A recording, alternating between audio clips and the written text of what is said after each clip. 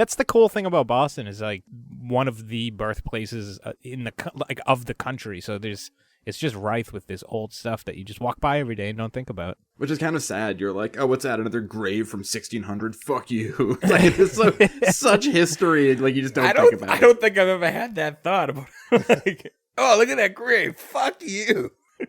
Well, I'm usually drinking in the cemetery at the time, yeah. Also in that cemetery is like half of like Ben Franklin's family. Ben Franklin himself is. I thought you were going to say half of Ben Franklin. They split him across states. Has anybody seen my legs?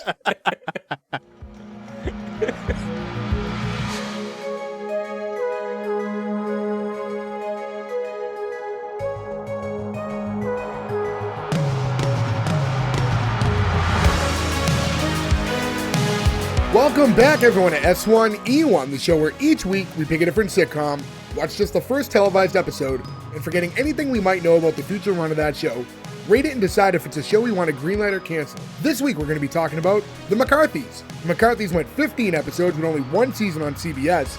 Today we're talking about episode 1, which was called Pilot, originally airing October 30th, 2014.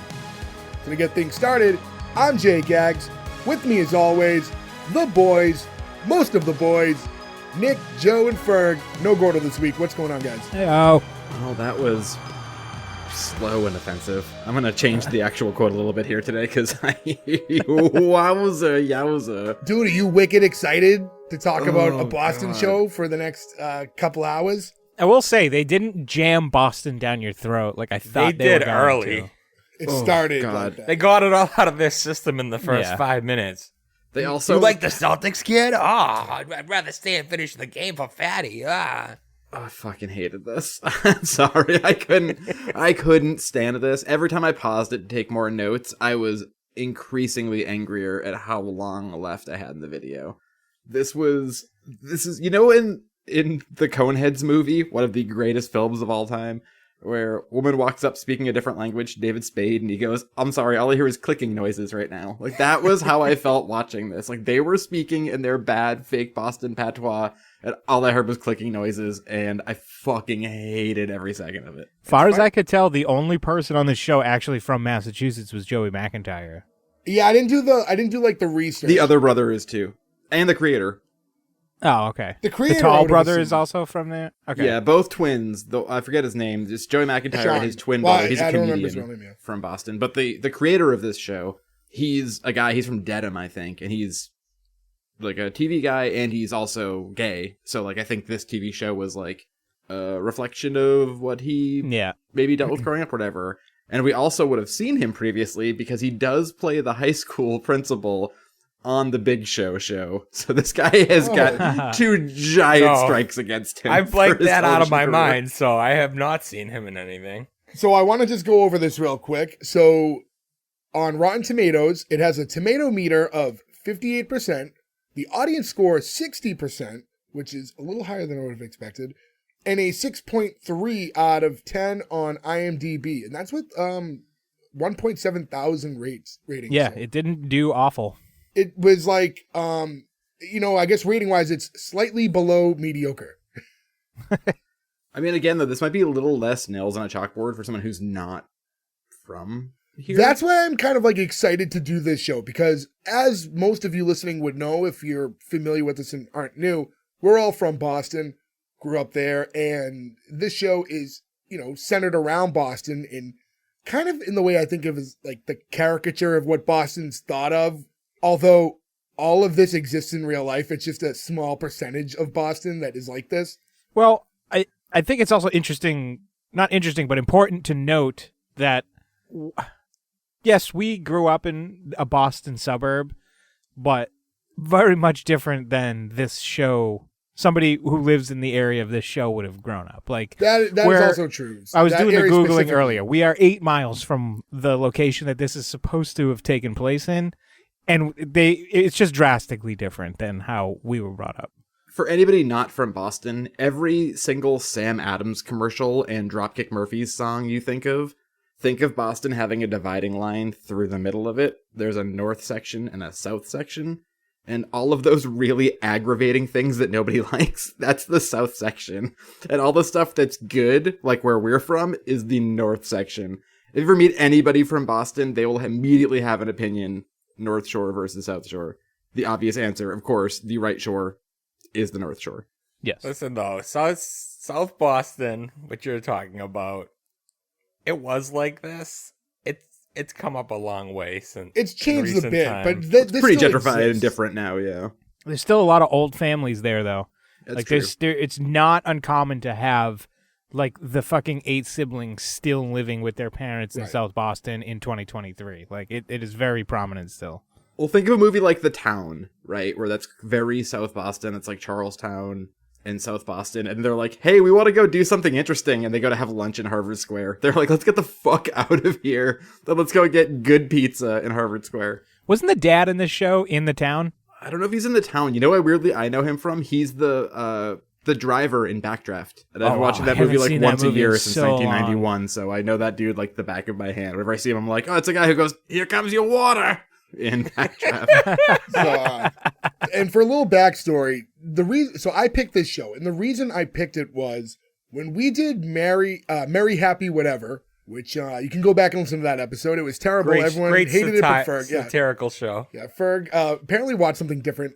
So in that show, there was one character who has a very small role who I really liked, but he was in and out so quick that, there wasn't much to him. So I looked up the actor on IMDb, and I was like, oh, I wonder what else he's in. And that's when I stumbled on the McCarthys, which I didn't even know was a thing. And then I'm looking at the cast, and I'm like, oh, wow, there's like a lot of really good actors in it, and like people I'm familiar with, and it's centered around a family in Boston. I'm like, this is going to be great. So I was like, we should do this one. And I think at the very least, and we'll obviously get into our opinions as we cover this episode, I think at the very least, it will be fun for guys from Boston to cover a show that is representing Boston to the masses in a way that they are used to seeing us on television. So I think that's going to be, for people who aren't from Boston, it'll be maybe a good listen to kind of get like real perspective versus the character of what Boston is. While we were talking about the commercial version of Boston. Yeah, we don't have to get into them right now, but did you guys find the 2 Office characters in this show? I figured we were gonna attack those as we meet them. Yeah, one of these characters' head was decapitated from itself. His capo was detained. So we might as well get into the episode. So right away with the intro, we get that Dirty Water song. The Standells. But yeah, the Standells, who are not from Boston. It's one of those most iconic Boston songs that everyone from Boston thinks is from a Boston band. And the song it's like loosely they're like a California band. And it was... I'll be honest, I thought they were from Boston until right now. A lot of it's not even like that pro Boston. It's like kind of like there's a lot of like low grade disses in there, but I mean the impetus I don't think people think they're a Boston band. I think they just like it because they Nick did until just now. Boston, you're my home. Yeah, I didn't think that. Well, I mean, to give a little insight to that though, Dirty Water refers to how disgusting the rivers and bay were in Boston our entire lives until recently, where if you like fell off of a boat, they were like, oh, go get a tetanus shot. Yeah. Like that's how disgusting the water was when we were kids. Like you can't go into the Charles River, you will die. I mean, they even made the movie, Mystic River? Yeah. Which was all about all the chemicals. Daughter in, like, in there. Medford, Everett. I love that Ferg had a Mystic River quote. Just at the fucking ready. You didn't do, God, what's the other terrible town? And to be fair, this is a North Shore slam, but the other movie with the chemical water that had the cancer in it, in Woburn. It's the name of it's a female lawyer. Erin Brockovich? Yeah. I don't think it's Erin Brockovich. Maybe I'm saying it's the wrong name of the movie. I'm just saying, either way, the water all over Massachusetts is fucking disgusting. The one with Ben Affleck, right? Is that what you're talking about? Which one? The lawyer. The only one that's coming up is Mystic a civil River. action. Yeah. A civil action, yes, okay. Yeah. Ah, jeez, the water's all bad. Ah, jeez. Oh, I saw Ben Affleck. Yeah, never mind. That's Travolta, and there's also a great degenerate. I love degenerate gamblers in movies. There's a scene where William H. Macy has just bought $100 of $1 scratch tickets, and he's like, "Oh, we'll make enough money to do it. I swear." Like I can watch that for 12 hours on a loop. It's delicious. So as the song's playing, we get like narration from the main character, Ronny. And he's like, this is my hometown. And they're just showing like the sports venues and Dunkin' Donuts. And then you see a picture of JFK, like, this is our favorite politician. No, this is. And then they show Sam Adams, and it's like, Fucking kill me. it's, I don't know. Right off the bat, it's The hate I had for you in this opening scene was equal to the hate I have for Joe for most of his picks. But the thing is, I think it's like, That's a lot of hate. It works if you're not from Boston. I think anyone else who's watching that is like, okay, they're painting a picture of the area. But for us, it's like, enough already. But I don't think the average viewer is going to be annoyed by any of that. You want to hear a funny Sam Adams anecdote? So my office, when I still had to go to an office, abutted the Granary Burial Ground, which is where Sam Adams is buried. Oh, yeah, it's like right there. So I would walk for lunch, a lot. I was in this, years I had to go into that office. And one day I caught one of the duck tour boats driving by the Granary Burial Ground as I was walking through it. And they do it's like over the PA so you can hear them. And I'm sure you guys are all familiar with the Beantown Pub, right? Yeah. It's right across the street from the burial ground. And they were like, and to the left is the Beantown Pub. This is a unique pub because it is the only place in the world where you can sit down and have a cold glass of Sam Adams and look out the window to see a cold Sam Adams. And I was like, fuck you guys. Just keep driving. That is awful. That's good writing, though. I'll give him the props it was good in that aspect. But like Jay said, as a Bostonian who you just hear nothing but Sam Adams everything, I was like, oh my god. And I will say, even before I had all the gluten allergies and everything, if somebody was like, do you want a beer? I'd be like, sure. They're like, do you want a Sam Adams? We're like, oh god, no. Like almost any other beer, I'd be like, sure. Sam Summer. Yeah, Sam Summer's my least favorite Sam. I'm not a Boston lager guy, isn't really my thing, but they have a few decent ones. They used to have I don't know if it's still a thing, the cherry wheat. That one was really good too. The brick red I like too. The Nick, to go back, in my head, I was trying to finish the story before you did, where I thought it was going. And I thought they were just going to say, and to your right, you're going to see the, Sam Adams. And everyone just stares at you.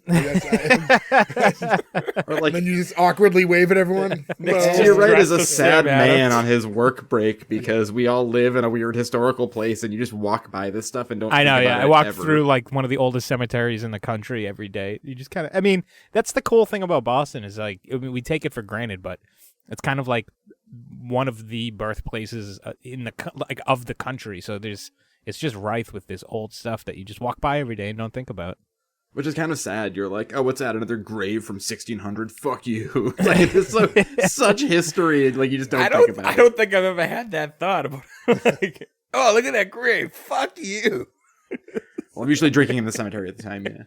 Also in that cemetery is half of Ben Franklin's family. Ben Franklin himself is I thought you were going to say half of Ben Franklin. They split him across states. Has anybody seen my legs?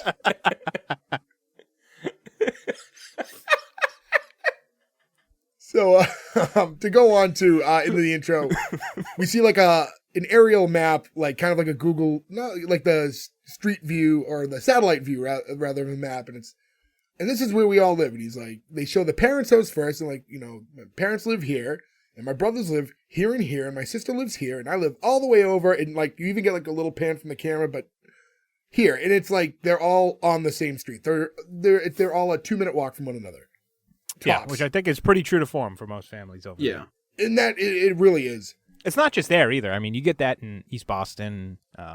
When I was a kid, I lived in East Boston. Stuff, and my entire family was my whole dad's half of the family lived steps from one another. But as far as the intro as a whole, how did you guys feel? Again, I think it's tougher being from here because it's just the most typical Boston Now, is that thing. the intro every episode? I assume so. Because I didn't know if this was just a quick introductory to the thing, and then I don't think they would have licensed the song for just the one episode. But I think he means the speech thing of him saying all that stuff. Of him going through and explaining here's where I live. Is that in every episode? I doubt it. Tough to know. I don't think any of us kept on watching. But I'm not going back. Yeah, it's not going to happen. I will say, though, it would bother me if it was any other city, too, if they were like, we're from Chicago, and these are the Blackhawks that we watch, and the White Sox that we watch. And they did that every time. I'd be like, I don't give a shit about... I know who the sports people are. Although there's a line coming up here in a minute where I'm like, oh, that's me, and I fucking like that dude is me for 1 second, and then it's a very different person afterwards. But I really related for a moment. Bo Sanders vibes happening in this episode. Yeah. So from there we get the exterior shot of a triple decker. Definitely a Boston house. That was definitely filmed on location, like of an actual house in Boston. I will say triple decker is a regional term, though, so people might not know what that means. So basically a 3-family, 3-story house where every floor is a different like dwelling. There's not like That's a regional term? Triple decker is, yeah. What do other people call that? Or do those houses not really exist in I other think areas? they mainly exist here, but I think otherwise they call them like a 3-family house. Yeah, just a 3-family house. Yeah. What about And I've lived in a decker? number of those. Almost every apartment I had Right, in the but city like was in a triple Ferg, decker. your house is like a 3-family house, but it's not that. You know what I mean? When you say triple decker, you know exactly what that looks like. Yeah. And I guess for anyone who doesn't know, they call it a triple decker because it's a uniform structure. It's a giant rectangle. And it's got Each 3 apartment decks is on it. basically the same dimensions on the inside. All on Because top it has of each other. 3 decks. Essentially, the houses are touching each other, too. Your neighbor's house is literally inches from you. Like, they just built one right next to the other. Oh yeah, usually the entire street is all triple deckers. Yeah, if your neighbor has a house fire, you are fucked. Yeah, if you That look at like happens. East Boston, like we just mentioned a little while ago, if one of those houses on one of those streets catches on fire, everybody's house catches on fire. It's terrifying. There's like no I think that's, like- space. That's like an issue nowadays because when they zone for new stuff, they're like, no. Like, this is grandfathered in. Like, we would never do this now. This is way too close. Right. There's like a backdoor rule you can do where if you leave one wall of the structure up while you knock everything else down, that you can do everything that the original code Oh, it's allowed still you to. technically just renovation. It's not, Yep. yeah. Smart. So if you ever go by, because they knock everything down and make it condos now, if you ever see some house that's like in the neighborhoods that's super close to the others and it shouldn't be, and you see there's just like one wall in the back being propped up, that's like a workaround. So we fade into the opening scene and we see Dad sitting down with with 3 of his grown kids, and they're all watching the Celtics in the living room. And the kids are all like in their 40s, I would say, like just about all of them. Yeah, Say 30s, 40s. Yeah. 30s, 40s, yeah. And then you hear them all as they're watching, like, "You suck, loser, piece of garbage." I think that was Joey McIntyre's character with the piece of garbage. This is the first time I paused and was like, 20 minutes! Yeah. It's one of Now, how- those... How old is Joey McIntyre now? Well, that's what I was like. He has to be... If I was taking a rough guess, I'd say he's probably around 45. Yeah. And then if I was Also, taking Joe more- McIntyre for New Kids on the Block, if we haven't mentioned that. New Kids on Yes. the Block, where... He's 50. Fantastic 50. band. 50. And this was in 2014, so he shaved 9 years off. He was about 41 when this came out.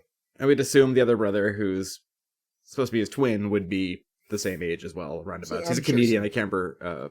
Now, here's my thing. Jimmy and it's Dunn? weird. Jimmy When Dunn, I hear... We all, sans Joe, have a bit of a Boston accent. And mine can definitely shine pretty... It really depends. Like, when I'm recording here, I think I'm very aware of what I'm saying, so it doesn't come out much. But out when I'm talking with people, especially other people from the area, it definitely comes through a lot more. But when I hear people say it on television, and I know it's, like, for acting purposes, it's always cringy to me. You know what But if I was gets me the talking to you worst? guys- The Sam Adams commercials with your cousin from Boston. Yeah. That one makes the hair on my neck stand up. Like the And it's dude's weird fake because accent in that. you watch movies like Good Will Hunting, right? And like people the from best Boston. the best Boston accent in the whole movie is from Robin Williams, and the half the cast is from Boston. And it's His like, sounds authentic. Yeah, it's Well, I like, guess what- the other guys, though, all had like voice work to, like, they did years Right. of studies and stuff to not sound. It's like, I forget what they call the non-regional dialect that you do if you're like going to like school to be like a newscaster. But you think when you have to channel it to do it and speak with your accent that you were born with, it should be somewhat natural to just do it again. It's still like in there. Yeah. I mean, I will say, though, I don't think I ever had a very bad one, and it certainly dissipated as years went by if I did. And I will say, if I'm like drinking with you guys around you for a long time, I definitely start to get a little more Boston-y sounding. But I don't think I could do an acceptable version of it. People wouldn't think I was making an accent. Like, I don't think I could slip into one. People would be like, oh, well, that guy's from Boston. yeah. I'm pops in more when I'm angry. Yeah. That's why you, If you're that's like why you hear worked it up, so it much on comes this out. show. I feel like it comes out for anybody angry more because there's a very New England thing about yelling at somebody and using the word motherfucker, which when you're Motherfucker. angry, yeah, the ER disappears super quick. It's one of those, like I said, when I'm recording, I definitely think about what I'm saying and I'm aware of my speech. When you're heated and you're arguing, you're not focused on what you're saying. You know what I mean? You're Primal. you turn off that filter. So it's just, you're getting the, your real tone like that. So that accent's going to shine through a lot more or more. Moa. So- Real thing. One thing I want to bring up real quickly at this moment, because we're at the beginning of the show. Did anybody ever see the reality show Southie Rules? No, No, but I feel like when it was you've supposed to brought happen. it up before. Yeah, Nick, I feel like you may have watched some at the apartment that we didn't live in Yes, together, but you moved okay, in yep. after. Because my wife and I got obsessed with this awful Boston reality show that came out a year before this. And if I ever meet the creator of this show, I would love to ask him, like, hey, did you see this? And then think, like, oh, I could do this as like a sitcom, because it's very similar. It's like a whole family lives in a triple decker in South Boston, and it's so bad. It's clearly a fake reality show, but we really enjoyed it. And also had the similar fate of this show where like they aired 5 episodes or whatever and then just burned off the rest of them on a Saturday and we're like, we're done now, everything's good. But it's gotta be. I looked up to try to find it once, and you can find like a DVD on eBay of like the first 2 episodes they like sent out, because this was 2013. Like DVDs were like a viable thing, so they'd like send DVDs to people to watch because you couldn't just send a link yet. So it's out there. You can watch some of it. It was an A&E reality show, and it's fucking awful, but it's very interesting to watch. You ever see The Real Housewives of South Boston? It's like Is a that parody thing. like on I was gonna say, YouTube. is it a parody? No, yeah. Frequent listener Jeff, Pretty fun. hey Jeff, and I used to always have this joke because we'd walk around downtown right near where Nick used to work on our lunch breaks, and we invented a show called Real House Girlfriends of Downtown Crossing, because nobody's actually married, and it was just like every time you'd see like some drugged out woman slam on somebody's hood and be like, I'm fucking walking here. Be like, oh, it's a real house girlfriend of Downtown Crossing. I sometimes think that we could still make that show and make a lot of money. Is that Jeff Poop? That is Jeff Poop. So we get during this point where the whole family's watching the game, we have the 4th child, Ronny, who enters, and he's like the actual main character of the show. And he's asking everyone how the sports is going. And I guess this is where Joe finds his character relatable. Very much so. And I when know they- some stuff about sports. I'm not like anti-sport or anything. I love baseball. I understand if you're not from Boston, you don't understand how you're supposed to like be expected to love every team from here and know everything about them. And if you don't, like if you're at a bar and you're like, I don't watch football, I don't know who a Patriot is, people like lose their fucking minds at you. It is certainly, I mean, there's a lot of cities like that, but yeah, sports culture is very, very big here. City of Champions, kid. But if you're like, oh, well, I like the Red Sox, they're like, well, that's not enough because you don't also like the fucking Celtics and the fucking Bruins. You're like, okay, I'm sorry, I can't do this. Well, you know what's funny? I remember being younger and like when we first started really traveling outside of like family trips, because like my family only really went to New Hampshire for family vacations. We didn't really go anywhere. Same.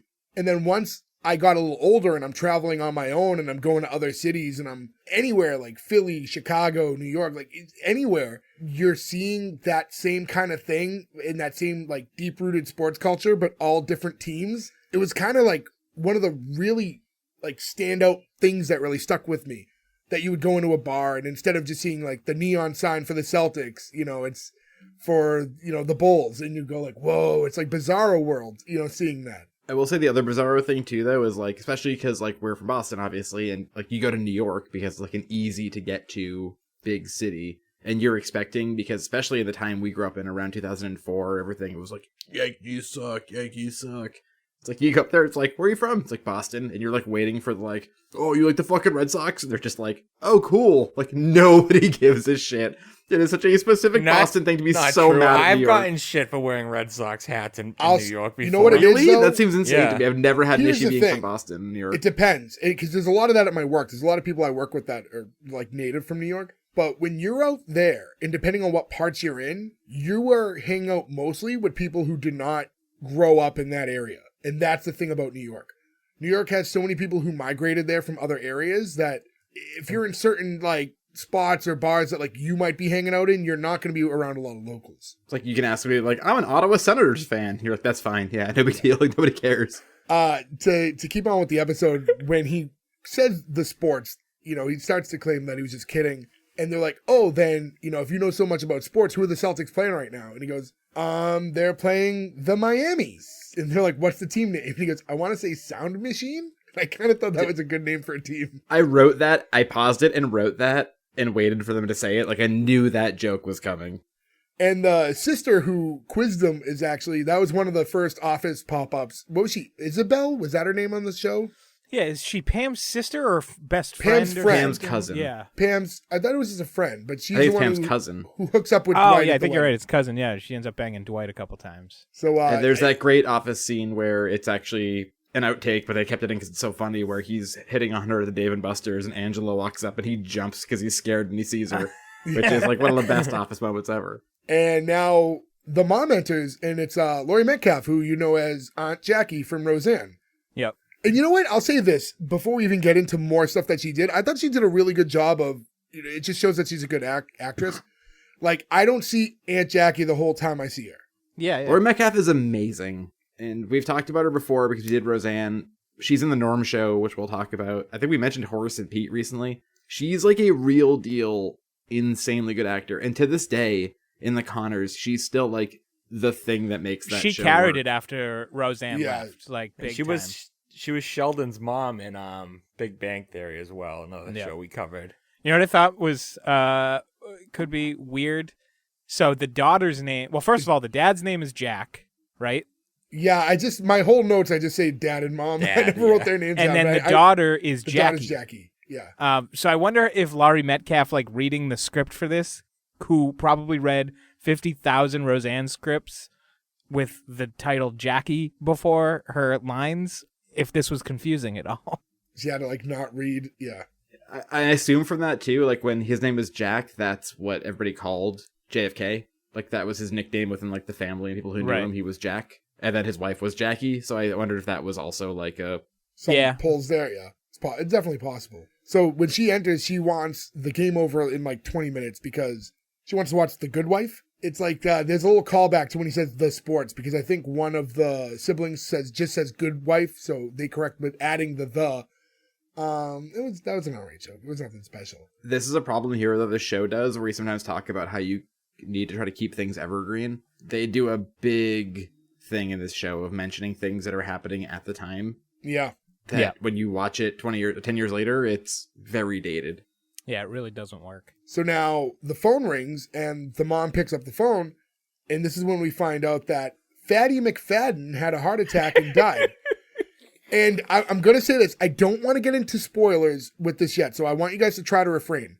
But I do want to note that there's not a huge reaction from Jackie, okay? There's going to be a reveal I also later in the noticed episode. that, too. But I wanted to note it. I don't want to spoil it for people listening, but I want to say she didn't react very heavily compared to anyone else, and I think that's important. It says a lot about the show. That's because, without revealing, I think that's a lie. But I'm not going to watch the rest of the show to find out. Oh, okay.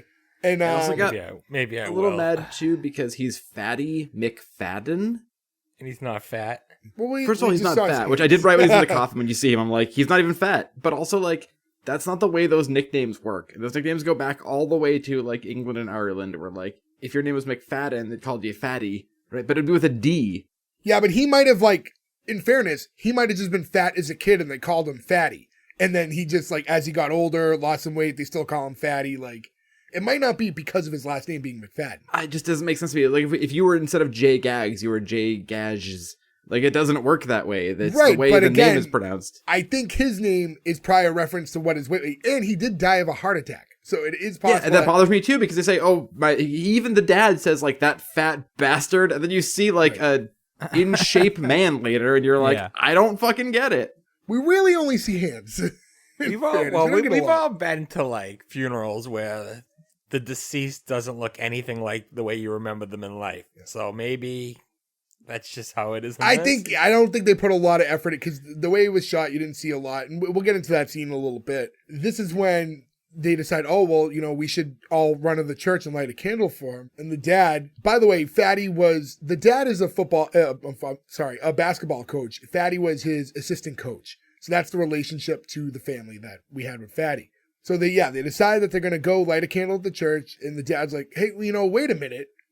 Fatty would want us to finish the game. And then like they'll all kind of do the, for Fatty. The brother, Sean's the bigger brother, right? He's like, I think Fatty would also want for us to order a couple pizzas too. and then the mom's like, he would also want you to get a Caesar salad, dressing on the side. And then Ronny, my man, says, he would also want you to get the eggplant parm. How does this come up? How does this get brought up on the show? There's been like 3 weeks of referencing eggplant parm. How can I feel like I'm so into a character when he's like, I don't give a shit about your sports and I don't have this dumb accent. And I'm like, my man. And he's like, I want an eggplant parm. And I'm like, go fuck yourself. Jump into the ocean. Let's go, Ronny. Go jump into the dirty Charles. Did you guys mention that this is John Ritter's son?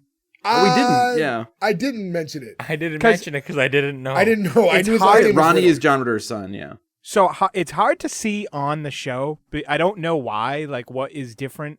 Our version wasn't that great to watch, so maybe that's part of it. Good luck finding the show, by the way. Just Google a picture of him, and it is John Ritter. Like, it's fucking crazy how similar they are. Yeah, same. I looked up and I was like, oh, you can see it for sure. His other son was in Freddy vs. Jason, right? That's the only thing I remember him from, yeah. Yeah. We shouldn't talk about Freddy vs. Jason. That was not a moment anybody needs to relive. Hey, it's the end where Jason won. Jason did not win. So Jason does not win. The glove comes out at the end and pulls down the mask. That's Jason goes to hell. Oh, wait. How does Freddy vs. Jason... I tried to block the movie out of with my mind. With Jason holding Freddy's severed head, walking on. Hey, who cut Freddy's head off? Not Jason. The chick did. Isn't that one where the girl from... Kelly Rowland from Destiny's Child. Destiny's Child uses a hard F word on fucking Freddy Krueger in that movie, or Jason? Yeah, and then Freddy says something racist too. So all right, well, let's get right time in American culture. Yeah, we'll go back to this show. So now Gerard, who's played by Joey McIntyre, goes to call in these pizzas, and it kind of just the joke to end the scene is he's talking about how I can't wait. I get 6 people grieving here, and then someone scores a basket or something in the game, and everyone starts cheering. Early thoughts. First scene in. How are you guys feeling about the show? Not great. It's just like, I don't know. It felt really hollow. It's just like everything seemed really boilerplate. Like there was no like meat on whatever they were going for. Not to peel back, but never really got that meat either. But I don't know. It just seemed like they were writing to write, and there was no substance to it. To me, there's really no meat when you're ordering a fucking eggplant parm. So for me, it felt like they were writing to get Boston stuff in there more than they were to advance story. That was what was more important. Like, we need to catch the vibe of these characters. And it felt a little overacted at times and stuff like that. Something else I was thinking about too is we don't really do this as much now. We used to do it a lot in the earlier episodes. We would really talk about sets and stuff like that and go over the houses. And I was thinking about that. And with this house, it's like all these houses are so cookie cutter now in a lot of these shows that there's nothing that stands out. And I thought that's why we stopped. Yeah, well, that's the thing. Well, so you think a show like this that's they're really trying to hammer in a lot of this Boston stuff, you would get a little bit more of that vibe on the interior, but there really wasn't anything. It was your, cut and paste sitcom house. The one thing I don't like is you don't know which floor of the triple decker they're on. Yeah, it's true. I just assumed not the first. It seemed because it didn't seem like anyone came from outside. So the layout didn't seem unrealistic. No. It wasn't overly big like you see sometimes. It'll be an establishing shot of a little house or apartment and the inside's massive. It seemed it fit the area. And in all fairness, we only saw that living room. Yeah, that's the rest of the house. Oh, I assume they're on the bottom level because at the end they're playing basketball outside and then they go in the door. Oh, yeah, that's true. Oh, good point, yeah. So now, having lived on both the first, second, and third floors of houses like that, I find the second floor is the sweet spot. First floor, you're way too close to the noise of outside. Third floor, it takes you way too long to get your mail. Second floor is right in the middle. It's a real porridge is just right scenario. No, but if you're in the middle, aren't you getting noise from above and below? I think that would suck. No, the beauty, as long as you have neighbors who have more money than you, is if you're in the middle, you get the runoff heat from the bottom and the top. So you can turn your heat down in the wintertime and get sort of the pocket of heat from the rest of them. Yeah, but you're also getting all their farts. That's true, too. Rise. It's an upside down side scenario. It's like, it's really warm in here. It's February, but it's also very farty. So to carry on, in the next scene, Ronny heads to his parents' house the day of the wake. The mother wants him to talk to his father since he's a psychiatrist. And he corrects her and says, I'm a guidance counselor. She thinks that's the same thing. She's telling her husband, talk to Ronny. This is a big loss for you. This is like when I lost Kira. Mentioning Sedgwick from the cancellation of the show The Closer. I don't know the show, so it was, again, when you talk about dated references, like, I don't know if the show is very popular to begin with. I think it was a lawyer show? Yeah, The Closer. That's it, yeah. And then, they go on about that a little bit again. It was kind of a really, I don't know, it's a weird show to pull from, I think. They were probably promoting their own network shows. Yeah, I forgot to look if those shows were also on the same network. But they also, seem like, too this is random for it to Lori not Loughlin be. is better than this. You know what I mean? And then we get Jackie who walks not Lori in. Loughlin, Lori Metcalf. Yeah. Lori Loughlin's Aunt Becky, who should rot in jail for all the things she's done to all those college kids. You're making her sound like she did way different stuff than what she did. She's a bad lady, and she messed up the whole system. She got some fibs to get her kids. She did what it took to get her kid into school because she's a loving parent. Listen, we'll I think cover a show where we could talk about her in the future. So I think we should hold off on that conversation real soon. That's gonna be a terrible week now. I'm sorry to cut you off, but we have Joe's hatred for Joey Gladstone, and now we have his hatred for her. Well, no, I love Aunt Becky. I don't like 2020s onwards Lori We Loughlin. will talk about this in the future. For now, we will talk about this episode here. So we get Jackie, who's walking in a small, glittery black dress. Oof. And she seems like excited, I think, because she wants to be seen because this is going to be like a public event, right? Everyone from the area is going to be at this, so she just wants to be seen looking hot. And again, it's one of those knowing later on in the episode, which we'll get to, kind of weird that she's like excited to go to this wake and look hot. I also wish as like a society, we just like eliminated wakes. Agreed. They are very uncomfortable. As we get older and we go to more of them and they get closer and closer to home, it's not for the people. So like, why are we doing this? Why are we putting everybody through such torture? Wakes are a bad experience. There's never a good wake, It's a weird conversation, right? It's tricky. So I'll say that. I definitely, in my life experiences, have seen situations where it's important to some people. To some it is. I think maybe our generation where it's just a hard situation to be in, right? It's uncomfortable for everyone involved, the family, people visiting. But there are a lot of people, and I've seen it, that these final moments, that closure is needed for people. So it is. Look, I appreciate that. I'm not trying to knock on anybody's. Oh, everybody's right. a different process for that. Think about it this way. So we've all gone to the wakes and funerals of people close to us who have died, right? Now imagine there was one of those that didn't have it. Wouldn't it feel weird? I agree. I don't like going to them, but having not having the ability to go to one of them, as much as you don't like going to them, I think would feel weird. I know it's a weird. I don't want to drag the conversation on too long because it's definitely not fun. Yeah, it's not a fun conversation. I apologize. I can tell you, I remember there was a relative in my family who requested when they were on their outs to not have one. The children honored that. Other family members took that not so great. So I've seen that happen because they needed their closure and weren't. It's not about the person at that point. Yeah, it's right, about the family. But I want to kind of transition, but still talk about it in this way. I think having a wake is such a dark thing in general. I don't think that's a good thing to inject in your pilot episode of a sitcom. Yeah. Well, I mean, to go to The Office again, which we've gone to a few times, I love the idea that they get married in their graves so that their weddings are a bummer, but their funerals are upbeat.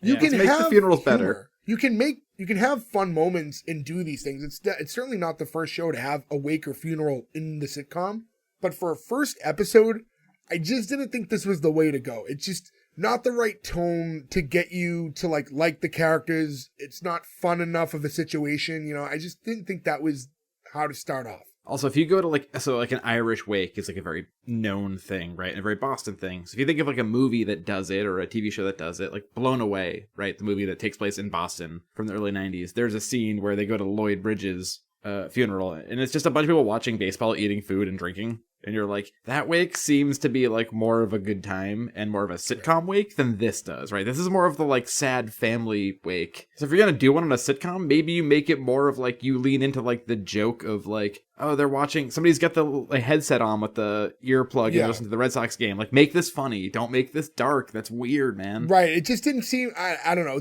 This is not how you introduce people to a bunch of characters, or in my opinion. at least have Fatty die in a comical way. So they can talk about it.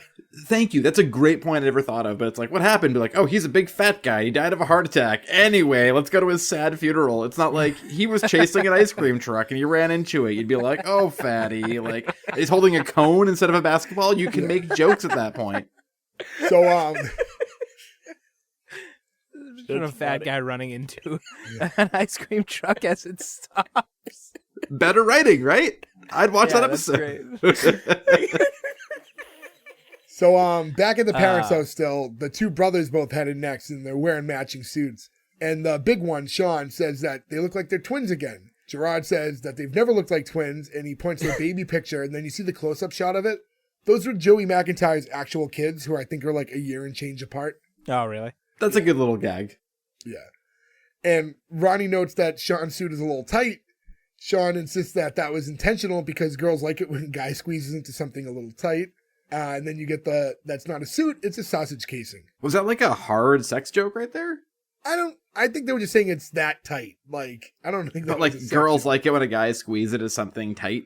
I think it's because the thought is butt play? That would be the flip. So usually like, oh, a guy likes when a girl wears something tight. So he's mixing it and thinking that it works both ways. That said, though, I will also say that this did ring true a little bit. I don't know if you guys feel the same way. As we get older and older, and we aren't people who have to wear suits a lot. That like when the situation comes up where it's like, hey, go put your suit on, and you're like, oh, I am a sausage casing right now. The last time I wore this, I was definitely smaller than I am right now. The last week I had to go to, I had to change to the sweater and button-up outfit because the suit coat was not going to work. I have so many pants in like different sizes, dress pants, and I'm like, okay, where am I on this roller coaster of weight that I've been on my whole life? And so I always have to go through that. And I kind of ditched the coat a long time ago. I'm a big shirt and tie guy. I'm fine with that, but the coat's just hot and you take it off as soon as you can. So I just stopped even trying to wear it in. Last wedding I went to, I went no tie.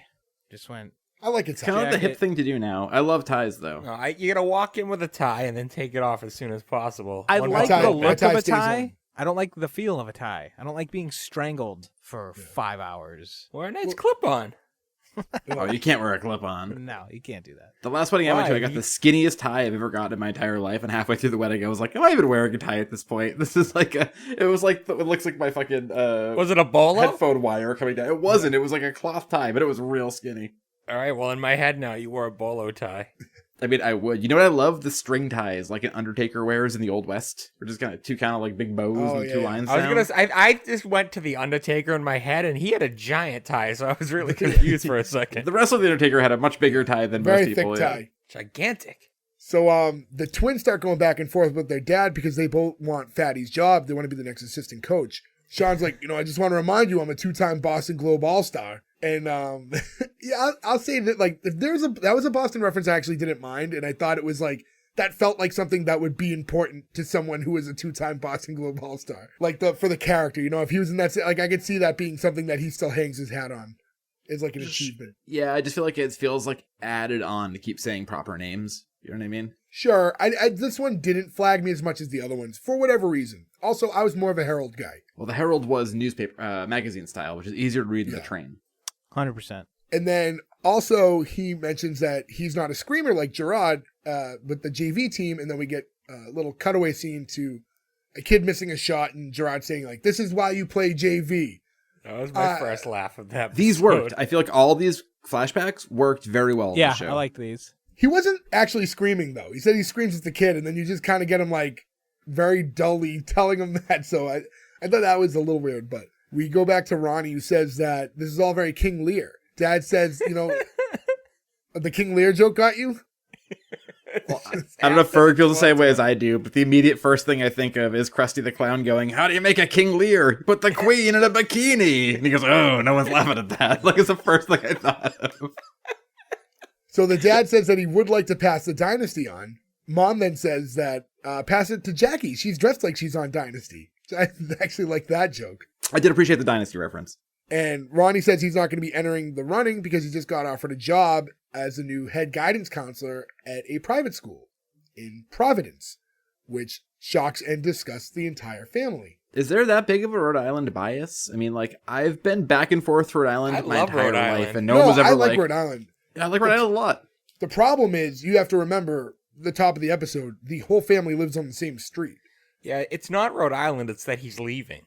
Yeah, I think if he was even saying that he was moving to the North End, they'd be like, what? So Sure, the idea of being an hour away is like a travesty. Less than an hour, though, from South Boston to probably like Providence. 40 It's probably minutes, 45 minutes. Like, it's not that far. Like, I moved from Boston an hour and a half away, and that feels way more of a drive than from Boston to Providence. It is more of a drive. Having driven to your house and driven to Providence a number of times, I can say it's by far quicker ride to go to Providence. But Ronny talks about how it's going to be good for him, and he cites a few different reasons, and then he closes with the one that it has a vibrant gay community. And this is when we find out that Ronny's gay. And I will say, having been to Providence a number of times, it does have a vibrant gay community. Yeah. Half the bars there are gay bars in like downtown Providence, like half of them legitimately. Yeah, like they picked a place that works for that. Like, it's not like you're throwing something against something that doesn't do that. Like, no, there's a big gay community in Providence. Yeah, that makes sense. I remember, so to let some of you know, we end up in Providence annually right around Ferg's birthday. I remember years ago, like when we were a little younger and had some energy, when we would actually look to go to bars every night, which we don't really do anymore. So it really shows you how old we are. I remember walking through downtown, and it was like every bar was either a gay bar or a bar that let way too many minors in that you wouldn't want to go into. Like, it was like a fight bar. Yeah, it's also a big college town. Yeah. So. It's also one of those places, too, where, like, we've all experienced this, and whether or not you like MMA, and I do like MMA, but, like, hey, it's a bar, and there's a UFC fight on tonight, and we let in a bunch of 20-year-olds, you're like, run the fuck away from that bar. It is going to be a nightmare in there in 2 minutes. I love the MMA. The Conor, the McGregor. He's Irish, right? I like that. Yes, he is Irish. I like that after that had come up, the mom's like, Ronny, you're still gay? That got me too. Laurie Metcalf is like the gem of this show. She's so good. And this portrayal of like the mom who doesn't want to accept it is done so well. It was just like that. Well, you don't talk about it. So I don't know. I thought maybe you would, it was like a passing thing. And you get the cutaway to when he came out to them. And like, there was such a lack of reaction when he came out as gay. And it was like, oh, who wants a highball? It was like, it's 10 a.m. And the father's like, hey, we didn't judge you, did we? I got a good, genuine laugh out of the father's line there. That was pretty good. And then, no, I was going to say, I very much enjoy how accepting the family is of him and his lifestyle. I like that when they cut back, he starts talking about how it'd be a lot easier for him to date without the family around. And we get to another flashback of like past experiences when he's on a date. And I can't remember the actor's name. This guy was John Barinholtz. He's in Superstore. He was in American Auto. We covered both of those shows if you want to go back and listen. Super funny dude. And there's like a really, I don't know, it's a little corny at first because you get the he looks over and he's like, those people are watching me. And you have the three siblings all just chanting Ronnie's name and staring at him. And it was, I don't know, it was a little too dumb, little too fake. Yeah. Yeah. I didn't mind that. It was the next part with the parents. I didn't mind the parents. I thought the parents was better. The parents were like hiding behind like menus, like looking at him like right over. And I thought that was less corny than the siblings rooting him on. I just thought the siblings rooting him on though was like, they're just rooting for their yeah, no, I know. It's just the way it looked. It was just too. It looked like it was like from a play more than it would be from like a sitcom. What I didn't like about the siblings was that they were obvious. Like you would have seen them anyway sitting there because you always scan around a room you're in. You're going to see people you know. But the parents at least were hiding, so he wouldn't have noticed them. Maybe because this is his flashback, that's how he takes it and he remembers it in his brain. Don't give this show that kind of credit. It's an interesting perspective, but yeah, I think Joe's right. I don't think it has. I like that the mother was nervous about the date he was on because Henry was a murderer's name. Well, Henry is the portrait of a serial killer. And the next scene, we have the actual wake. And this is when we see Fatty in the casket holding a basketball. Mom, Jackie, and Ronny are all at the casket. Mom says, he was too young. Jackie crying loudly, it's not. And Mom's like, all right, tone it down, Annette Bening. And then Jackie immediately turns it off. And again, we'll get into it. But you're like, she's fake being upset in the wake to get attention. Like, all these times that when the reveal happens, we'll talk about it. It's just, none of this adds up. And I don't know if that's bad writing or what. And Ferg, you alluded to it. I kind of know what you're going to get at with that theory, but maybe that would aid to it, but we'd have to watch future episodes. I also want to say too, I know the basketball here is used as a gag later in the scene, but I don't know if you've ever been to any of you guys have been to like a wake or funeral where they prop the person with something. It is it's crazy emotionally draining because you see a person that you cared about who is now it's dead, unnatural for this scenario. Holding something unnatural that they liked in their lives. I went to one a couple years ago that it broke me because of that, and I immediately turned to Kelsey and was like, "Fucking cremated. That's it. I don't want anybody to make this decision for me." For the fact that nobody is looking at him being actually sad in this room, I found kind of odd, Yeah, well, that's why I think it's just not good subject matter for a first episode. No, we don't you need to know the characters characters before you do a fucking wake scene. But that is a thing. Now, I don't want to talk too much about wakes. It's really not fun. But I don't know. I think sometimes when they have little mementos with them, I kind of like that a little bit. A little here, we're still thinking about you. But it's when you have to position the person in the casket different to accommodate, I can see how that's a little strange. The only time it never bothers me is when you see pictures from the 60s where it's a Hell's Angel and they just put a bunch of bottles of whiskey and there's underwear on them and stuff. And you're they're having a party here. This is different. I'll say this, so much wake talk, but it's because of the episode. Joe, I assume you've also watched it. Have you ever watched the G.G. Allen oh sure, yeah. Wake? And that was interesting. Where they legitimately told the coroner, do not wash the body. Yeah, and there's legit shit all over him. And he's covered in shit and whiskey, They're pouring whiskey into his mouth and stuff like that. It's a different situation. It's on YouTube, last I remember. I don't know if they pulled it. R.I.P. Jeej. So then we cut away and we see the dad talking to the coach from the rival school. And that is your second office guy. That's Ed Truck. I don't know what his name was in this show. He's just a rival coach. And he was a coach on White Shadow, so a basketball coach. So he's reprising his job title there. He's Coach Colwell on this, and this is his last credit. So my only assumption is they finished this episode, and then he was drunk as a skunk, was driving his car, and then drove it under an 18-wheeler, and his head was decapitated. Oh, if it happened earlier, he could have been Fatty. Do you think if they had Ed Truck in the wake funeral, he'd be holding his head because it was taken off his body? All right, well, moving right along. Would it have been glued to his hands? Yeah. So the coach tells the father, it's a shame Fatty didn't live long enough to see you coach your team to the state title. Then again, that would be impossible for him to live forever. And then the dad's like, ooh, fast and offensive, unlike your team. What a lame retort. I don't think his reply was great, but I thought the joke was okay. And we find out about Daryl Silver, who's a student that's going to be moving into town. He's an All-American player, and both of these coaches are hoping that the mother's going to enroll him in their respective schools. And the father is quick to say, today's about grieving, not recruiting. And then you cut to him a minute later kneeling at the casket and his phone rings and it's, the mother of Mrs. Silver or whatever. Despite what he told the other coach, it's very much about recruiting. I mean, again, they're trying to make this scene funny and we don't know the characters enough yet to make funny at the wake jokes. Yeah, it's just... It's just for this to be the meat of the episode again, and I don't want to keep harping on it. I just don't think it was the way to go. I was we don't know this guy enough yet to know that he wouldn't at least put his phone on silent for the funeral. You turn your phone off, man. Anybody does. Doesn't matter if you're waiting for news or whatever. People know in your life that you're going to be at this event, and it's not a social call time, Yeah, I just would have liked to have met all the characters a little bit more extensively before we put them in this type of scenario. You do get the quick, there's a little quick cutaway where a girl walks by Sean and compliments him on his suit. And he kind of has that see, with the whole wearing the tight suit thing. Then you see in the seats, Ronny goes and tries to sit next to his mother. And she's like, oh, look who's here. I thought you'd be at a more happening wake in Providence. Again, she's good in this. She's doing her best to make this work.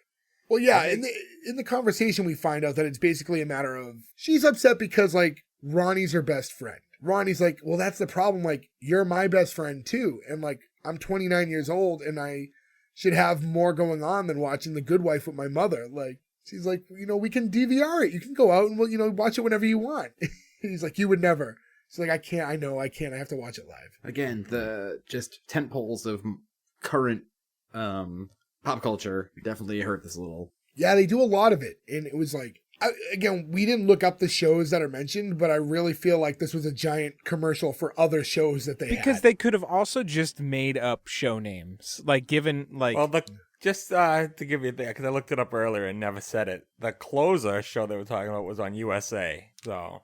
I was going to make fun of it and say that nobody watched any of those shows on USA, but I recall Nick very much liking... Nick loves USA dramas. I don't. Too. I really enjoyed one show. Nick and I like Monk. What? You love Monk? You love Burn Notice? Burn Notice was... It fell off. I did watch some Burn Notice because of Bruce Campbell, to be honest. I was going to say, Bruce Campbell... I don't know why USA shows get such a stigma. What else do they have? A lot of them are good. Did you watch Psych? I did not. I never watched Psych. No. It actually reminds me... They never did better than Silk Stockings and La Femme Nikita. That was the pinnacle of USA Do you shows. remember there was like an SNL sketch, and it was like it was a game show about Burn Notice, and like it was basically like, all right, the number one cable show in America, Burn Notice. Tell me one thing about Burn Notice. And like none of the contestants could say it's like a single thing about the show. And they're like still making Burn Notice movies and stuff, right? I don't think know. So. That was at an unemployed time in my life where I had a lot of free time, so I just binged USA TV, and it was an easy watch. And Bruce Campbell, I fucking love Bruce Campbell. Hard to not like Bruce Campbell. But yeah, I mean, if I were to go back and watch that show, I probably wouldn't enjoy it as much. So at this point, we cut back to the dad who's finishing up his phone call while he's still kneeling at the casket, and you hear him say like, "Oh, that's great news," and then he whispers over to Fatty like, "We did it, buddy." So we find out that apparently this kid is going to be going to his school. And the priest is about to start a prayer for everyone who's sitting there, but the dad cuts him off because he wants to announce to everybody there that Daryl Silver will now be playing for him this year. He wishes Fatty could be here for this, but he's coaching in heaven right now. And those dead kids are lucky to have him. That's the line I thought Joe was going to open with. I thought about it. I just kept thinking of that scene in Beetlejuice where the football team is like, Coach, I don't think we made it. Just like a bunch of dead football players. I don't think we survived that crash. Yeah. How'd you guess? I'm feeling a little flat. Definitely tough to get away with a good dead kids joke in a show, but I mean, I did find it funny. Well, just drink another Sam Adams and you'll think it's way more funny. So now it's time for him to announce his new assistant. And he says, it's going to be his son, Ronny. And I felt like this, I will say, we find out the reasoning why later. I did think it was predictable that he was going to go with Ronny for some reason. It was wicked predictable because they showed the other sons like eager. Yeah, excited for it. Yeah. And he just goes like, "Oh no, thank you." I do appreciate him saying no, thank you. Yeah, he's so polite about it. And then the dad wanted to like symbolically hand him the basketball that Fatty's holding in his casket, but then someone runs up and whispers to him that it's glued to his hand, so he can't. I thought this was funny. So from there we get the whole family driving back together in a car post-wake, and everyone's really surprised about this decision. And the father is saying that, he really thinks Ronnie's going to be good at this. And on top of that, he'd like to spend some time with the son that he knows the least. And Ronnie's a little touched by this. And you're like, oh, wow, the nice little moment there.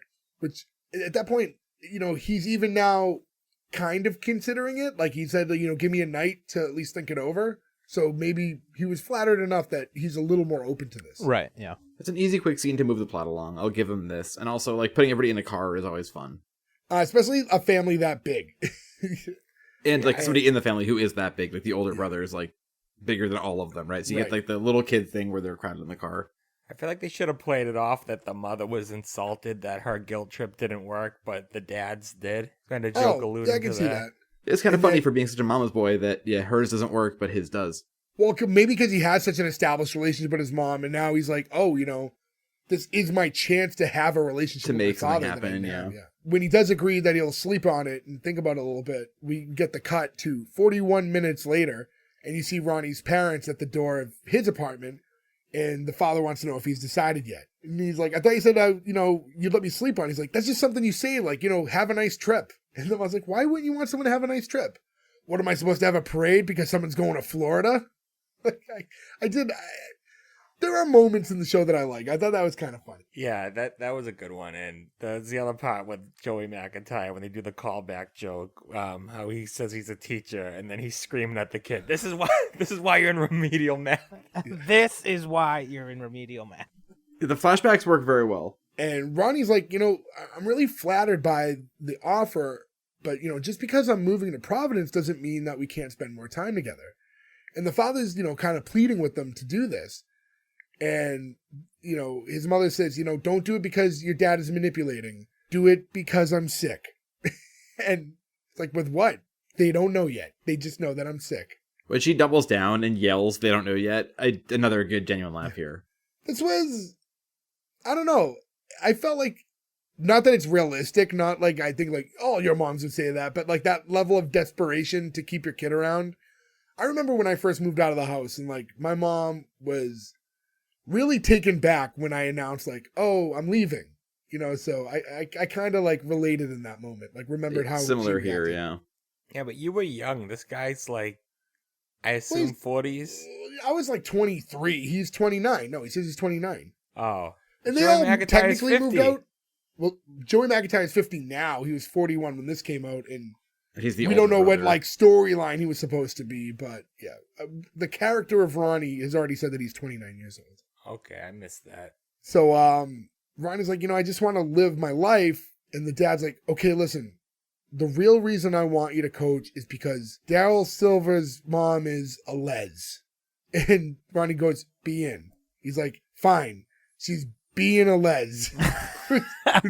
This is good writing. Yeah. Yeah, this is a good joke with a good setup and a good delivery. That might be the best line of the episode. He's like, she wants her son to play for a tolerant and gay-friendly school.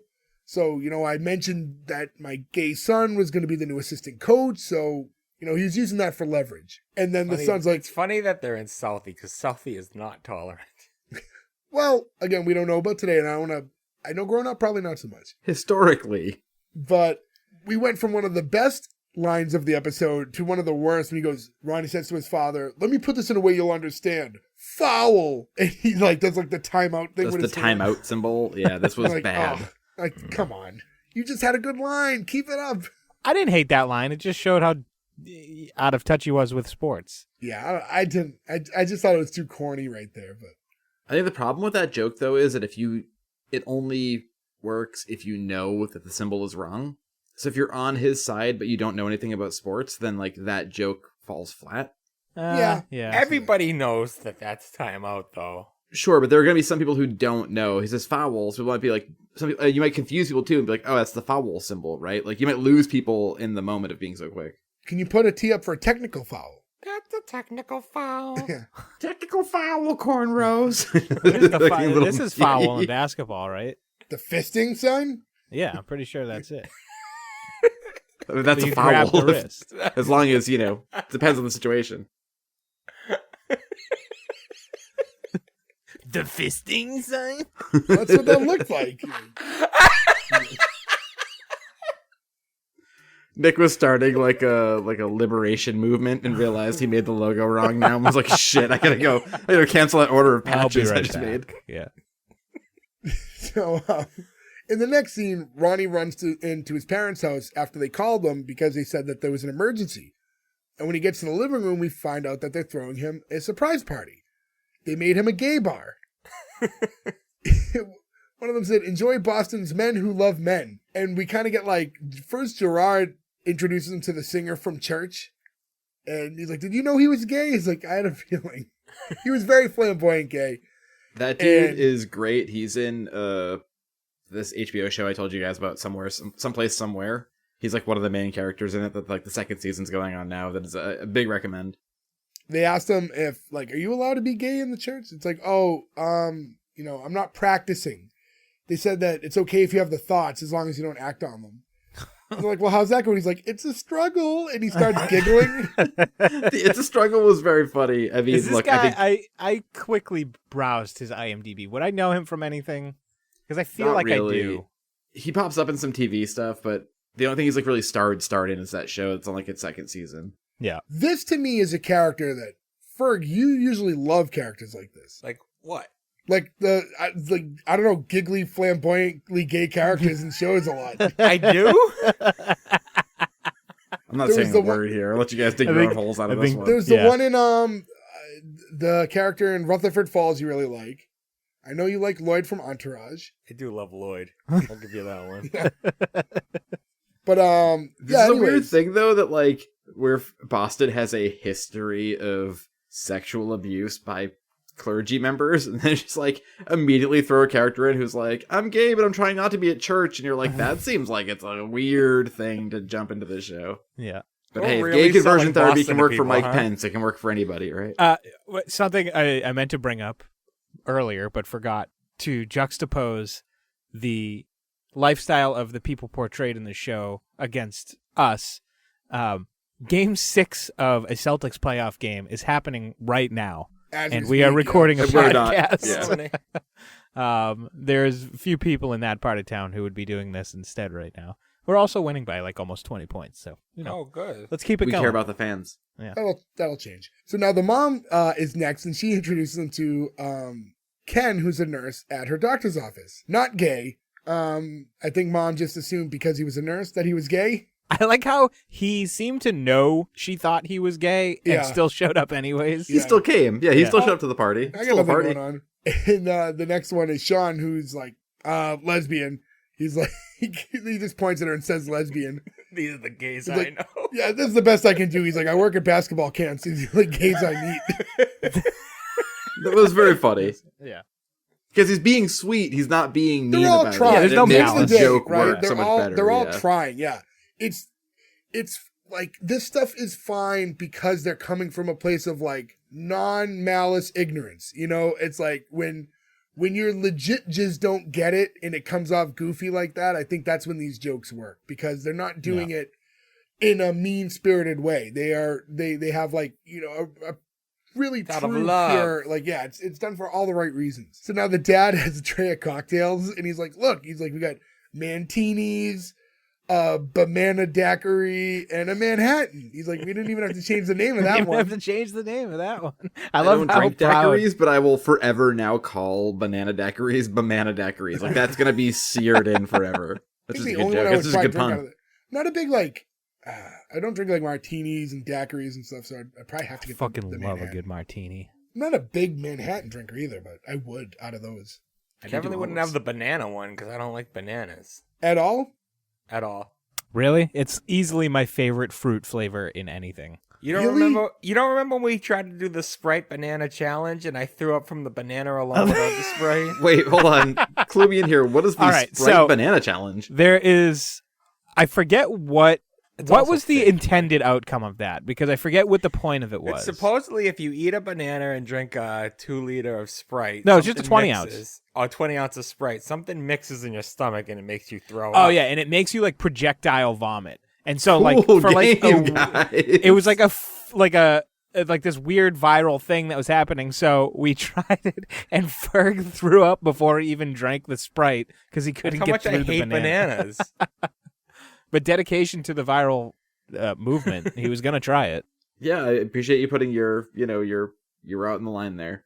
I don't mind. Like, I like bananas, but I would your favorite. So, like, when you say it's like your favorite flavored thing for fruits, like in the fake banana sense, like No, or, like a so. natural First of all, banana. I love regular bananas. Like I I eat way too many bananas probably.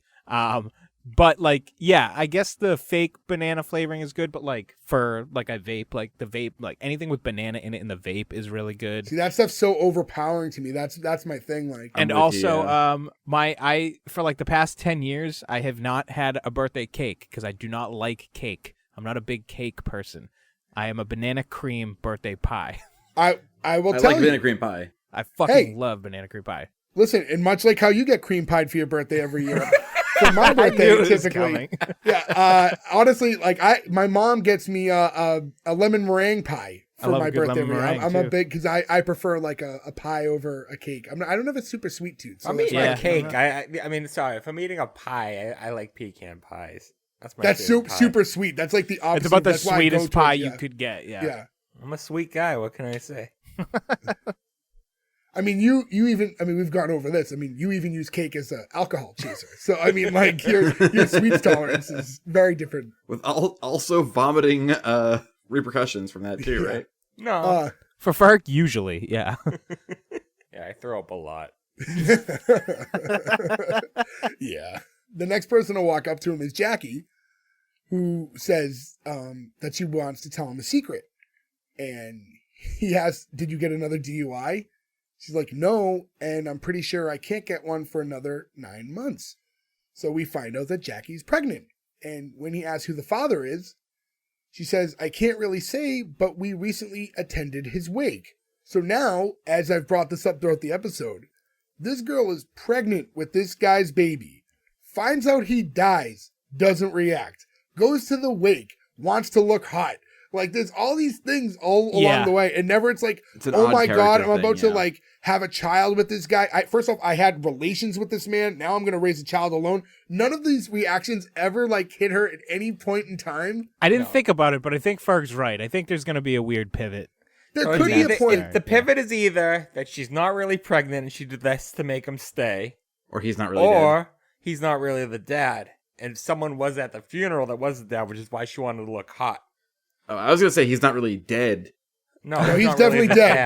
dad. We He saw found him out dead. she was pregnant and then I'm faked sorry, his death. I don't believe that she banged the old fat guy. He's not old. The actor who plays him is like a younger guy. It's hard to we tell. don't even see his face. They could have had a We don't mannequin know play how the old guy. he's supposed to be. He's a guy in a casket. That's don't even see true, his but I did face. look up the actor, and he's not that old. I assumed that he was the age of the dad since he was the assistant coach and they were friends forever. So did I. I also assumed he was 500 pounds because they kept calling him fatty, and he died of a heart attack, and they were like, that fat bastard. And like, none of that worked. They could have had a joke of like not showing the coffin and been like, I guess biggest coffin I've ever seen. Like, you could have gone in different ways to be like he was a big fella, and they don't do any of that. In this conversation, too, she tells him that nobody else knows, and she's not going to tell anyone because this is kind of his night. And then Gerard walks up and is like, hey, what are you guys gabbing about? And she goes, I'm pregnant. And then the mom's like, well, who's the father? And that's when she tells her and everyone in the room that it's Fatty. And that's the church singer guy. Is like, he's really excited. He's like, oh, is this one of those murder mystery things?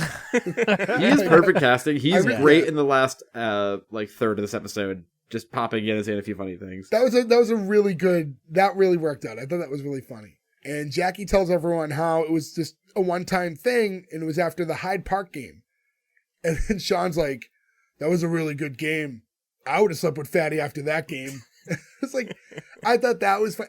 Typically, I didn't like Sean's character. I thought it was too forced Boston, but that line I thought was A little good. overly goofy, too. Yeah. I feel like the parents, I know there's nothing they could have done about it, but I feel like they should have been madder that this adult, like, the head coach is fucking their daughter. The family well, friend that's is why- living with There's the nothing daughter. you can do. I kind of think that Fatty's younger than you guys might think, but in general, the reactions to this are not right. In general, there's not enough shock. There's not enough I would talk to that man every day for X amount of years. Like, there was none of that. It was like, what, Fatty? That's weird. When? That guy who just died that we've had Yeah. no emotions about being All right, dead. I'm 5 minutes gonna ago? finish this show. I'm gonna take one for the team. Good luck. Well, I will finding say, it. when I looked up the IMDb, the guy who plays Fatty in 2 different episodes. So it's either a So he's not dead. Back in Time or Fatty's alive, boys. Fatty is alive. So I will say this for those listening, because I think you can buy the episodes You can on buy things. it because I checked on the Fire Stick. Apple and it was TV available. seems to be the available spot for It also came buying. out on DVD. It's probably cheaper to buy the DVD than it is to buy the Yeah. episode. Yeah, it's I probably think it's 50 like $1 cents. an episode, so I don't know about that, but And if you're going a different route, I believe if you go on Daily Motion, it doesn't play regionally, but if you have a VPN and switch your country, then you can watch it. And at this point now, Jackie's worried, now she's getting emotional thinking about how she's going to be alone. And Ronnie's like, you're not going to be alone, right, Mom? And she's like, no, she is. And then it's like, come on. And they look at her, he's like, well, he's dead. valid argument. Yeah. Laurie Metcalf really makes this whole show. Yeah. And Ronnie's trying to assure her, like, we're all going to be here. We're your family. We're going to help you out with this. And the dad has like a quick toast for, to the baby's health, this is going to be our first grandchild, and let's also hope that it can go to its left. I assume it's a basketball joke. Yeah, I didn't get that. I was honestly just like, is that a sports joke? Also, like, I still would have thought he was processing that his daughter was pregnant by his assistant coach, but yeah. Who just died. Yeah. So, now, in the next scene, we have the family is all out back. Like we said, 3 of the kids are playing basketball. It's the twins and Jackie are playing basketball. And you get that, oh yeah, playing for 2 now. I think she got a shot, like, whatever. In that scene, the dad is apologizing to Ronny for, kind of using him for the gay thing to get the kid into to the school. In this conversation, Ronny mentions that he's now a little torn about leaving. And the family all kind of gathers around because they're like, they were so sure that he was, all but gone. He's like, on one hand, there's good opportunities out there, but, here there's going to be a baby now, and you guys did throw me that gay bar party, so, like, you guys showing how much you care. He decides to take a shot to decide what he should do. There's a line here, though. They give him the ball, and they say, don't give him the ball, he'll kill himself. Like, what does that mean? Yeah. I think it's like he's so bad at sports or unaware that, like, just holding the ball, it's not a great joke, but it's, I think that's what the reference is. I mean, if it landed for 2 of you, then that is enough for me to understand that's what it meant. It's a bad joke, for sure. Like, for example, whenever we play a sport, Nick gets hurt. So Whenever we do anything, I get hurt. It's not really just specific to sporting events. Sporting, skipping, anything. Singing. All the skipping going on right here lately. So Ronny gets the basketball and he says, all right, if I make the shot, I'm going to Providence, and takes the shot and nails it. And it's like, well, that took a turn. And everyone kind of gets somber. It's like, congratulations on the job, buddy. Like, we're going to miss you. And he's like, wait, I swear, like, I wasn't trying to make it. He's like, I don't want to go to Providence. And he says how, I'm going to miss you all too much. He's like, I was trying to do this. And then he takes a one-handed shot and gets it again. It's like, oh my God. I do like this because he's like, maybe I should be the basketball coach. Like, Yeah. It does at least give the... Yeah. He knows enough about basketball. And that's when the dad's like, of course you should, coach. Because, this way I could spend every day with the best kid I know. Daryl Silver.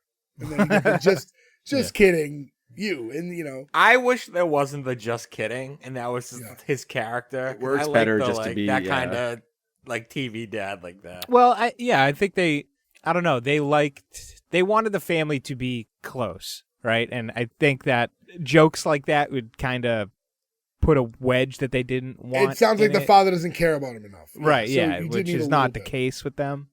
And I actually think the just kidding avoided that joke where he says Daryl Silver was super obvious. Yeah. So actually by continuing it, it makes it not the obvious joke. Right. But isn't also the, like, worst writing and lamest thing ever to say something and then go, just kidding. Like, that's, to me, like, cheapens everything. Yeah. He might as well have been went not. Yeah, I'm not. It's like, I am LOL. I'm sorry, not to pivot too much, but all I can think of, Joe, you should appreciate that when they were teaching Borat how to say not. Yeah. But, A not joke. Yeah. And then you get the brothers who are like, you're going to let Ronny coach just because he hit a couple garbage shots? Really? It's like, I saw a dog on YouTube hit those shots. I mean, in all fairness, I've seen Air Bud hit those shots plenty of times. True. If I know Then anything he about pivoted Air to Bud, football. He's really Air Bud can impressive play every dog. sport.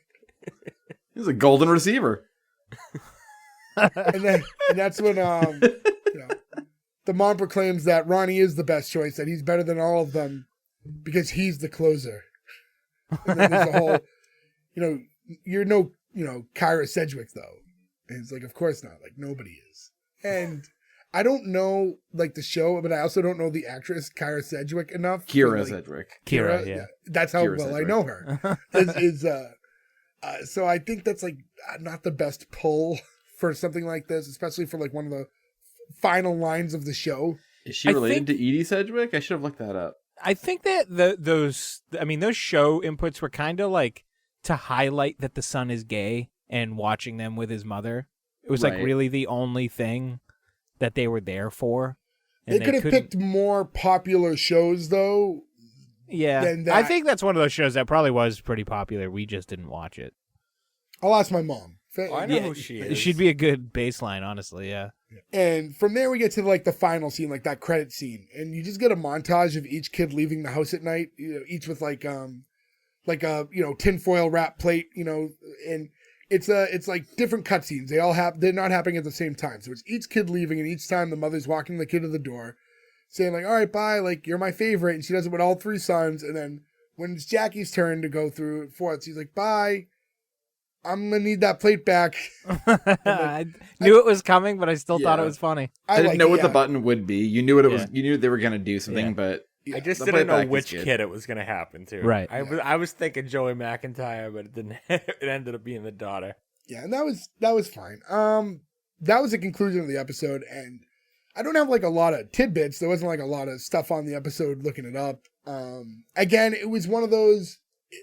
At least they dialed down the Boston stuff after that first scene a little bit. You'd think it'd be like fun to see references to your hometown and stuff and see stuff, but like, I don't know, when it gets done in such a way that I feel isn't authentic, it hurts it for me, but I don't think that it's unappealing to outside viewers that don't live it. So it's like, it's really tough to know that line. And I kind of wish we had one person on the show that was like from a totally different part of the country who could have gave us a different perspective. So you know what? We can invite our fans to yeah, if chime you would like to take an opportunity to go ahead and watch the McCarthys, hit us up. Again, go to S1E1pod.com. You can find all our links, and S1E1pod on Twitter and Instagram. We like talking to you guys, so just DM us on those and tell us what you thought of the show after you watched it. It's findable, so go find it. And then we're sorry that you watched it, but still. And don't look up the show titled The McCarthys with a blonde lady who says that vaccines will give your kids autism. That's Jenny McCarthy. That's a different show. Don't watch that one. It's funny you said that because when I was searching for this, the Jenny McCarthy show kept coming up. like, oh, that show was terrible. That show was terrible. I will say that Jenny McCarthy had a great story arc on the Drew Carey show where she was a police officer who was a sort of like abusive girlfriend. She was very good in that. I vaguely remember that. We do have to cover that show soon. We keep talking about it. I keep pushing it off because it's heartbreaking that that's one of those shows that like when I start watching it, I do not want to stop watching it, and it's impossible to find it. The DVD's got to be out there though. They never did every season. I feel like if the DVDs were out there, it would be available more online. You'd be able to rip it somewhere, right? You'd pull it from the internet somewhere, but I could find it. I'll hook you up. If you could find the whole of the Drew Carey show, I'm sure I can. Boy, howdy. So it will not be good quality if it's that hard to find. Well, time will tell. I mean, it still plays on TV. It plays on, not Tubi, Comet or one of those channels, that you get sort of like channel 742 or whatever. It plays after Night Court. Yeah, to wrap it up, do any of you guys have anything else you want to say about the show? So not much. There's not much background on this show, really. Yeah, there's not a lot there. It's pretty simple in nature. You think Mike O'Malley's on an episode in the future? I feel like you can't have a Boston show without Mike O'Malley. Do you know what would have made this an immediate green light? Mike O'Goddamn Malley. Or Moira Quark. Mo. Imagine if this episode, instead of holding the basketball, he's holding a piece of the aggro crag. I would have loved this so much. Daddy always wanted a piece of the crag. He got that glowing piece of that radical rock. He was killed when Omek from the Hidden Temple fell on him. Let's rock. The choice is yours and yours alone. Oh, boy. So, yeah. All right. So, let's wrap it up. Degrading tonight. Yeah. We'll get into our green light or cancel. I'm just going to go around. So, Nick, I'm going to start with you. Listen, watching this show, I was not over the moon about it. It's cheesy. I don't want to say poorly written because there is a story there. It's just not well executed. I don't know. Listen, when we started this podcast tonight, I was going to cancel it. And as we talked about it, I realized I did enjoy it a little more than I thought I did. And I think ultimately I'm going to greenlight it. It's a soft green light. I'll give you that. I love Laurie Metcalf. The supporting cast is kind of great. Like there's not enough wrong with them. They're all good actors. And I'm trying to separate the Boston thing. We're too close to that. You know what I mean? Like we have the ability to nitpick that more than the rest of the country can, right? Like To the rest of the country, that's just they're caricatures, right? And maybe that's what makes it a little funnier. But to us, it's annoying because that's just a stereotype we're not like we see too often, and so I'm trying to ignore that. If I really got into that, I think it would definitely be a cancel. But if I'm ignoring that, there's just not enough there for me to say no. I'm completely done with it. Like I think I would give this one more chance at least. It's not enough to cancel. It's close. Don't get me wrong, but it's not enough to cancel. I'm actually going to greenlight this. Ferg. Shows like this are a good argument why writers don't deserve more money in this strike that they're doing right now. All right? Here goes Ferg's union busting. I canceled this very hard. I hated this show. I like Joey McIntyre in it. I loved Aunt Jackie. I forget her real name right now. But yeah. Laurie Metcalf. It's just, it has a really good cast and it still manages to suck that bad. That's bad writing. As for the Boston thing, I think that's a cop-out because the Boston thing just allowed us to get the jokes. So if you're somewhere else and you hear those jokes, you're not even going to understand what they're talking about. Yeah, I didn't like anything about this show. I will say, I said it before we even started, the show starts off terrible. It gets a little better in the second half. I am interested with the pregnancy thing to see who the father is, but the show's just bad. So, like I said before, cancel. Joe. The Boston thing is hard, right? But I will say this. Cheers, a very Boston show. Not every 5 seconds are they doing the accent. And even if you go to a more recent show that I imagine we'll cover at some point, Kevin Can Fuck Himself, which is a specific to Worcester show, which is like a very, very specific regional reference. The accents and all the stuff they're doing, it doesn't hit you the way it does here.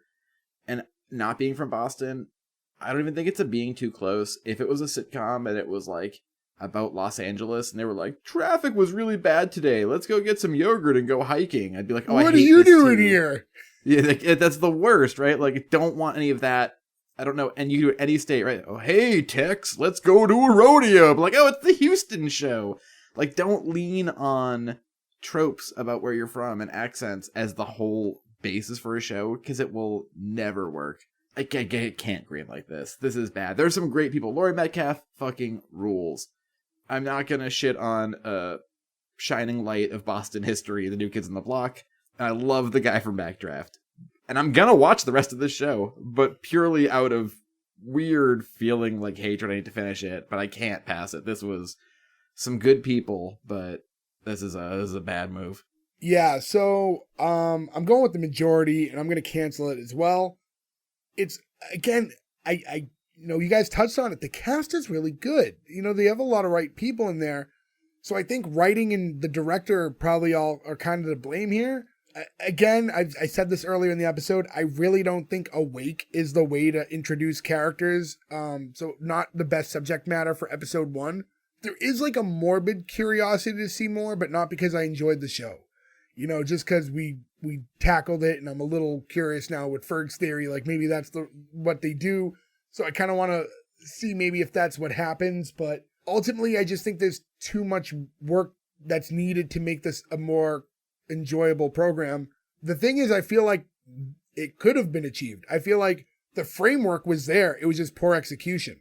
I think you could have got these same people in the room and created this show similarly, and just some tweaks would have really helped it. And I guess what's interesting is, we had saw that there was an unaired pilot. So what changed from the unaired pilot to this pilot that was the step in the right direction? I would love to see that pilot. Yeah, like I'm really curious of how different it was, and if it was maybe better and they just didn't realize it. But but ultimately for me it's going to be a cancel as well. So we don't know Gordo's grade yet, so you guys can keep tabs with our Instagram, S1E1 pod. There'll eventually be a graphic later in the week, and that will show you his vote. But regardless of that, it is a cancel either way because we already have 3 out of 4. So sorry to the McCarthys. You do not live on to see episode 2 with us. Much like CBS decided that 1 season was more than enough for you guys. Just want to remind everyone again, go to S1E1pod.com. That's where you find all the links to our social medias. I said this earlier. Hit us up, comment, let us know the shows you want us to cover. We really like talking to you guys. And we've gotten some great show picks from you, so keep it up. The interaction's a lot of fun for us. So, I can't stress it enough. Also, rate, review, all that stuff really helps with our analytics, helps more people find out about us. So do that as well if you have the time. We really appreciate it. But yeah, that's all the time we have for this week, guys. Catch us again next week. We'll have another new show for you. Thank you. Goodbye. I think we got the best, those lucky dead kids. I don't like that.